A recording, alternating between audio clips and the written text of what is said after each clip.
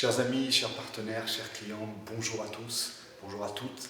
Nous nous retrouvons à nouveau pour la newsletter de Sémaphore pour ce mois de mars et je commence par le pôle conseil qui s'intéresse à la conciliation entre la performance et la qualité de vie et les conditions de travail en entreprise. Plusieurs dimensions sont à l'œuvre et traversent l'organisation du travail, celle de la gestion, celle de la technique, celle du social et enfin celle du management. Et l'équipe Pôle Conseil s'est intéressée au cas de délitement des liens sociaux au sein d'une organisation, malgré une bonne gestion, malgré une technique maîtrisée, malgré des avantages sociaux acquis, malgré un encadrement proche.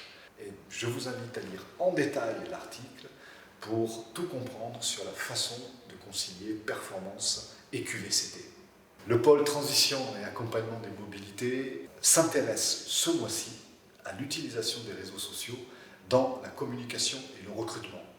Comme vous le verrez, aujourd'hui les réseaux sociaux sont devenus un outil incontournable.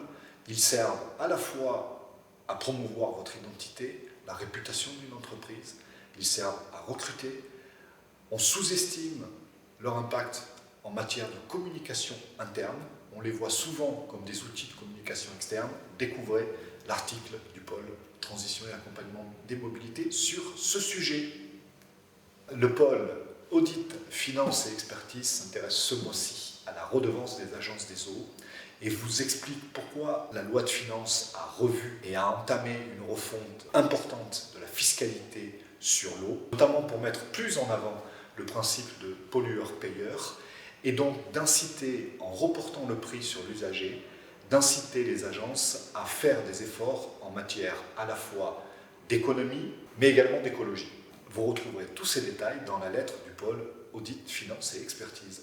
Le pôle Inclusion, Équité et Singularité s'intéresse ce mois-ci à une meilleure inclusion des personnes en situation de handicap dans l'enseignement supérieur. Ça avait déjà été l'objet d'un article il y a quelques mois. Selon une étude de l'UNESCO, seul 1% des personnes en situation de handicap accèdent à l'enseignement supérieur. TH Conseil, la filiale du groupe Sémaphore, vous livre ses réflexions pour un meilleur accès à l'enseignement supérieur des personnes en situation de handicap, avec, vous le verrez, un certain militantisme pour que les choses changent. Si vous allez sur le site de Sémaphore consulter l'ensemble de ces articles que je viens de vous présenter, vous verrez également un bandeau vous invitant à participer au baromètre social du groupe Alpha. C'est la 3e édition du baromètre. Je vous invite à y participer. Plus vous êtes à participer, plus les résultats sont pertinents et offrent une lecture du dialogue social au sein des entreprises françaises. Comme d'habitude, vous retrouverez le lien au-dessus de ma tête. Je vous souhaite une bonne fin de mois de mars et je vous dis à très bientôt pour la newsletter du mois d'avril.